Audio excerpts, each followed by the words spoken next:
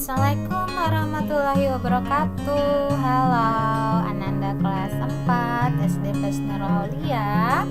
Kembali lagi dengan Ibu Guru dalam mata pelajaran tematik muatan IPA. Kita akan masuk pada tema 6. Tentang apa yang akan dibahas? Yuk kita simak bareng-bareng. Nah, siklus hidup atau daur hidup makhluk hidup adalah suatu proses pertumbuhan atau perkembangan mulai dari lahir sampai dewasa. Makhluk hidup di sini bisa berupa tumbuhan, hewan, dan juga manusia. Namun, yang akan kita bahas kali ini adalah siklus hidup hewan. Siklus hidup hewan ada yang mengalami perubahan bentuk di setiap tahapan hidupnya yang kita sebut sebagai metamorfosis. Ada juga yang tidak mengalami perubahan bentuk, yang artinya tidak mengalami metamorfosis. Ya, metamorfosis itu sendiri dapat juga dibagi menjadi dua. Ada metamorfosis sempurna dan ada metamorfosis tidak sempurna. Bisa kita lihat ya di gambar metamorfosis sempurna ini. Contohnya hewan apa ya ini? Iya, betul sekali, ini adalah hewan kupu-kupu. Dan yang mengalami metamorfosis tidak sempurna adalah kecoa. Ayo, siapa ya yang geli kalau lihat kecoa? Ya, metamorfosis sempurna ini adalah metamorfosis di mana hewan mengalami perubahan bentuk pada setiap pertumbuhan atau perkembangannya. Coba kita lihat nih di kupu-kupu. Wah, bentuk-bentuknya beda-beda ya. Nah, kupu-kupu ini pertama kali dia akan siap-siap bertelur, mencari tanaman atau daun-daun, dahan-dahan yang cocok untuk meletakkan telurnya.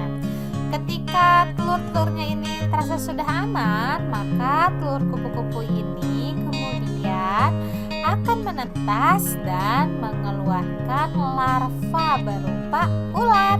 Nah, larva ini yang suka kita lihat ya, ulat itu loh, ulat-ulat bulu, ulat hijau, dan lain sebagainya. Nah, larva ini kemudian akan berubah menjadi pupa. Apa itu pupa? Kepompong. Nah, tahu ya, kepompong. Nah, dari kepompong ini, kepompong akan menetas menjadi kupu-kupu yang indah. Beda sekali ya perubahan bentuknya antara telur, kemudian ulat, dan juga kupu-kupu. Bentuknya sangat berbeda. Itu yang dinamakan dengan metamorfosis sempurna. Nah, contoh lain dari hewan yang mengalami metamorfosis sempurna adalah katak atau kodok. Ya, betul sekali. Katak ini berkembang dengan cara bertelur. Nah, telur-telurnya ini akan menetas setelah kurang lebih 10 hari. Nah, setelah telurnya menetas, dia akan berubah menjadi berudu di air. Nah, karena berudu ini memiliki insang, maka alat pernapasannya itu bisa seperti ikan ya, jadi harus dalam air. Setelah 3 minggu kemudian, insang pada katak ini ternyata akan tertutup kulitnya dan akan mulai tumbuh kaki belakang berudunya. Nah, setelah 8 minggu, berudu berkaki ini akan berubah menjadi katak yang berekor. Ekor ini kemudian akan memendek dan ia akan bernapas dengan paru-paru. Setelah itu, anggota tubuhnya menjadi sempurna dan disebut sebagai katak dewasa. Nah, pada katak juga bentuknya berubah-ubah ya, dari telur, kemudian dari berudu yang harus hidupnya di air, kemudian jadi katak yang hidupnya di darat, dan alat pernapasannya pun beda. Berudu bernapas dengan insang, sedangkan katak yang sudah dewasa itu bernapas dengan paru-paru. Wah, bedanya terlihat sekali ya. Itulah yang dinamakan dengan metamorfosis sempurna. Selain dari kupu-kupu dan juga katak, ternyata nyamuk juga mengalami metamorfosis sempurna. Nyamuk ini adalah sejenis serangga ya, dan berkembang biaknya juga dengan cara bertelur di permukaan air. Ketika telurnya menetas, dia akan menjadi jentik-jentik atau yang namanya tempayak. Nah, makanya harus sering-sering ya kita membersihkan bak mandi agar jentik-jentik nyamuk ini tidak berkembang menjadi nyamuk, apalagi kalau nyamuknya nyamuk Aedes aegypti yang akan menyebabkan demam berdarah. Nah, tempayak ini akan hidup dan mendapat makanan dari air yang ditinggalinya. Setelah cukup umur, tempayak ini akan berubah menjadi pupa. Nah, setelah beberapa hari, pupa ini akan berubah menjadi nyamuk muda hingga dia menjadi dewasa. Nyamuk muda dan dewasa tidak hidup di air, tapi dia akan kembali lagi ke air ketika dia akan bertelur. Nah, terlihat ya perbedaannya antara ketika jadi jentik-jentik nyamuk itu kayak cacing-cacing kecil gitu loh yang suka gerak-gerak di dalam air, itu namanya jentik nyamuk. Kemudian dia berubah menjadi pupa yang masih hidupnya di air. Nah, setelah jadi nyamuk dia akan berubah menjadi hidupnya menjadi di udara atau di darat. Itu adalah ciri-ciri dari metamorfosis sempurna yang dialami oleh nyamuk. Nah, sekarang yang kita lihat adalah kecoa, tapi berbeda dengan kupu-kupu, kemudian katak dan nyamuk. Kecoa ini mengalami metamorfosis tidak sempurna, yang artinya hewan kecoa ini tidak mengalami perubahan bentuk dalam tahap perkembangannya. Yuk kita simak bagaimana siklus hidup dari kecoa. Nah, kecoa ini merupakan salah satu juga jenis serangga, di mana dia pun berkembang biaknya dengan cara bertelur. Setelah menjadi telur kecoa, dia akan berubah menjadi kecoa muda yang kita sebut sebagai nimfa. Nah, nimfa ini atau kecoa muda ini mirip bentuknya dengan kecoa dewasa, hanya saja warna kulitnya yang berbeda, lebih muda ya. Nah, kalau nimfa ini akan beberapa kali mengalami pergantian kulit sampai ia menjadi kecoa dewasa. Tapi lihat bentuknya dari nimfa sampai kecoa dewasa itu bentuknya mirip, hanya yang berbeda hanya warna dari kulit kecoanya saja. Itulah contoh atau ciri dari metamorfosis tidak sempurna, tidak mengalami perubahan bentuk ya.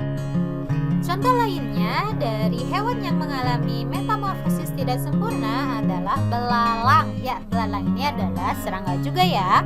Nah, belalang ini sama berkembang biaknya dengan cara bertelur. Nah, telur belalang itu akan berubah menjadi atau menetas menjadi nimfa. Ya, artinya belalang kecil. Nimfa ini pertama kali itu tidak memiliki sayap. Nah, namanya nimfa tak bersayap. Nah, setelah jadi dewasa, maka belalang ini akan mempunyai sayap yang biasa kita lihat sebagai belalang dewasa. Nah, tidak ada perubahan bentuk ya dari belalang kecil sampai belalang dewasa, hanya besarnya saja yang berbeda. Itu namanya metamorfosis tidak sempurna. Metamorfosis tidak sempurna ini dialami juga dengan oleh jenis serangga yang lainnya, yaitu capung. Capung juga berkembang biak dengan cara bertelur. Sama dengan kecoa, telur capung ini akan menetas menjadi capung muda yang kita sebut sebagai nimfa. Nah, setelah itu nimfa ini akan mengalami pergantian kulit sebanyak 10 kali. Nah, setelah itu menjadi capung dewasa. Mirip-mirip ya sama kecoa perubahannya. Jadi dia hanya berganti kulit dan tidak ada perubahan bentuk ya. Kita lihat hanya lebih dari yang kecil kemudian menjadi lebih besar, tapi tidak ada berubah bentuk. Jadi dari nimfa muda kemudian menjadi nimfa dewasa yang kita sebut sebagai capung. Setelah kita membahas tentang siklus hidup dari hewan, tadi itu ada kupu-kupu, ada ulat, kemudian ada kecoa, ada belalang, ada nyamuk, ada capung. Nah, tentunya kita sebagai manusia yang bijak harus menjaga kelestarian dari makhluk hidup yang ada di dunia kita. Tidak jauh, misalkan saja di Indonesia. Indonesia juga memiliki berbagai macam tumbuhan dan hewan yang kategorinya sudah langka ya. Nah, karena sudah langka itu maka terdapat upaya-upaya untuk melestarikan hewan dan tumbuhan yang ada di lingkungan Indonesia. Salah contohnya adalah seperti berikut ini, bisa lihat di layar ya, bahwa upaya pelestarian tumbuh-tumbuhan yang sudah dilakukan oleh pemerintah Indonesia, yaitu yang pertama adalah membuat kebun koleksi.